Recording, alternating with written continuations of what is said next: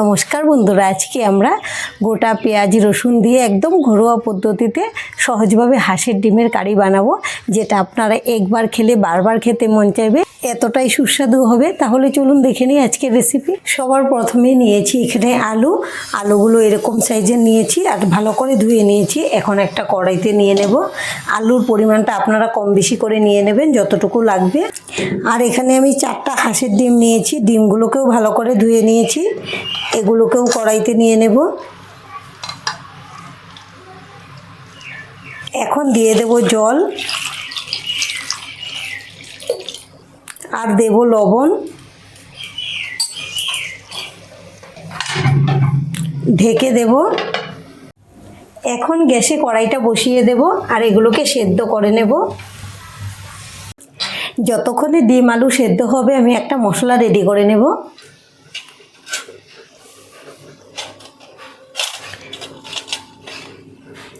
একটা বাটিতে নিয়ে নেব জিরে গুঁড়ো,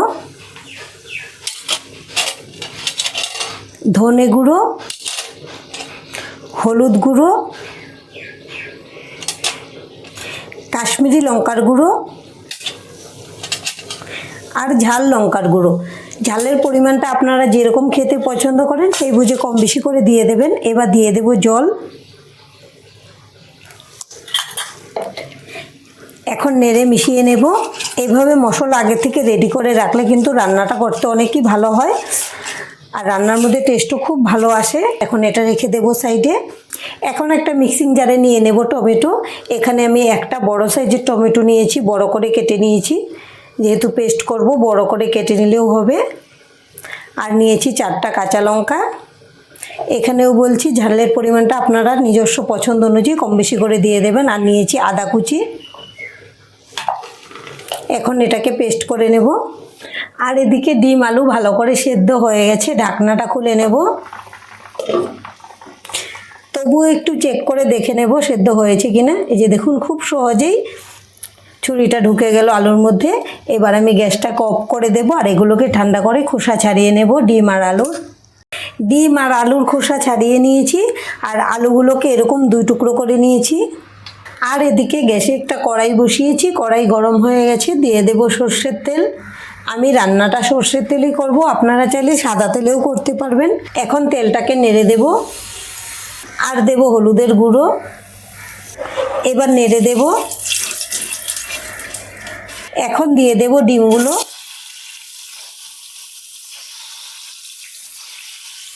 এইভাবে কড়াইটা ধরে একটু ঘুরিয়ে ঘুরিয়ে ডিমগুলোকে ভেজে নেব। আমাদের ডিমগুলো ভাজা হয়ে গেছে, এখন এগুলোকে তুলে নেব।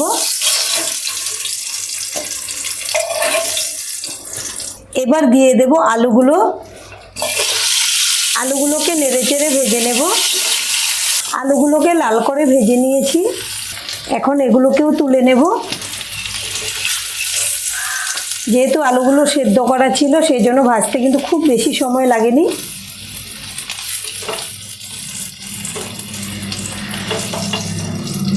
কড়াইতে বেশ কিছুটা তেল রয়ে গেছে, তবে আরেকটু তেল দিয়ে দেব।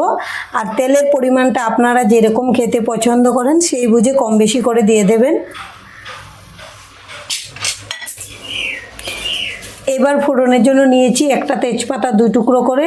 এখানে নিয়েছি দারচিনি, গোটা জিরে, 2টা এলাচ থেতো করা আর নিয়েছি 2টা লবঙ্গ। সব কিছু একসঙ্গে দিয়ে দেব আর এগুলোকে নেড়ে চেড়ে ভেজে নেব একটা মিষ্টি সেন্ট বের হওয়া পর্যন্ত। ফোড়নটাকে প্রায় 30 সেকেন্ডের মতো ভেজে নিয়েছি। কালারটাও চেঞ্জ হয়ে গেছে, সুন্দর একটা সেন্টও বেরিয়েছে। আর এখানে নিয়েছি 2টা মিডিয়াম সাইজের কুচানো পেঁয়াজ। দেখুন আমি পেঁয়াজগুলোকে একদম মিহি করে কেটে নিয়েছি। এবার দিয়ে দেব।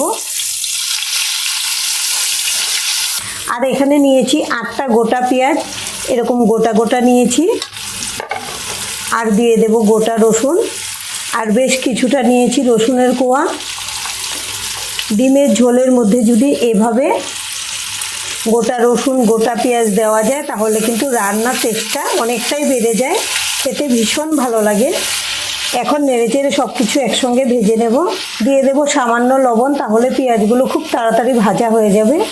পেঁয়াজগুলোকে বেশ কিছুটা সময় লাগিয়ে একদম লাল করে ভেজে নিয়েছি। এবার দিয়ে দেব টমেটো, আদা আর কাঁচা লঙ্কা বাটা। মিক্সিং জারটা ধুয়ে দিয়ে দেব জল, দিয়ে দেব স্বাদ অনুযায়ী লবণ। এবার সব কিছু একসঙ্গে ভালো করে ভেজে নিতে হবে যে পর্যন্ত টমেটোর জলটা শুকিয়ে না যায় আর টমেটোর কাঁচা সেন্টটা চলে না যায়। খুব ভালো করে ভেজে নেব। টমেটো বাটা দিয়ে মোটামুটি 5 মিনিটের মতো ভেজে নিয়েছি। জলটাও শুকিয়ে গেছে, তেলটাও ছেড়ে দিয়েছে। এবার প্রথমে যে মশলাটা গুলিয়ে নিয়েছিলাম এটাকে একটু নেড়ে দিয়ে দেব। এখন মশলাও নেড়েচেড়ে কষিয়ে নেব ভালো করে। মশলা দিয়ে মোটামুটি 6-7 মিনিটের মতো কষিয়ে নিয়েছি। আবারও তেলটা ছেড়ে দিয়েছে। এখন দিয়ে দেব ভেজে রাখা আলুগুলো। এখন মশলার গ্রেভির সঙ্গে আলু খুব ভালো করে কষিয়ে নেব। আর আপনাদের যখন মাছ মাংস খেতে খেতে ভালো না লাগে, এইভাবে দেশি হাঁসের ডিমের ঝোল বানিয়ে খাবেন, খেতে কিন্তু ভীষণই ভালো লাগবে, মুখের স্বাদ বদল হবে। আলু দিয়ে মোটামুটি 2 মিনিটের মতো কষিয়ে নিয়েছি। এবার দিয়ে দেব জল। ঝোলের পরিমাণটা আপনারা যেরকম পাতলা রাখতে চান সেই বুঝে দিয়ে দেবেন। এখন ঝোলের সঙ্গে মিশিয়ে নেব। এখন থেকেই খুব সুন্দর একটা সেন্ট বেরিয়েছে। এবার ঝোলটাকে বলক তুলে নেব। ঝোলের মধ্যে ভালো করে বলক চলে এসছে। এবার দিয়ে দেব ভেজে রাখা ডিমগুলো। আর আমাদের আজকের এই রেসিপিটা দেখে যদি আপনাদের ভালো লাগে একটা লাইক অবশ্যই দিয়ে দেবেন। আপনাদের একটা লাইক আমাদেরকে অনেক উৎসাহ দেয় নতুন নতুন ভিডিও বানাতে। আর আমাদের চ্যানেলটিকে সাবস্ক্রাইব করে নেওয়ার জন্য অনুরোধ রইল। এবার খোলা অবস্থা আরও 5 মিনিট রান্না করে নেব। এরপর বাদবাকি উপকরণ মেশাবো। 5 মিনিট রান্না করে নিয়েছি।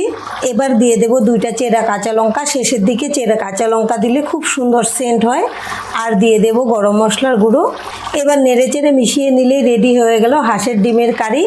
এভাবে আপনারা বাড়িতে বানিয়ে খেলে বারবার খেতে মন চাইবে, এতই টেস্টি হয় এই রান্নাটি। আর আজকের ভিডিওটা এখানেই শেষ করব। সবাই ভালো থাকবেন, সুস্থ থাকবেন। ধন্যবাদ।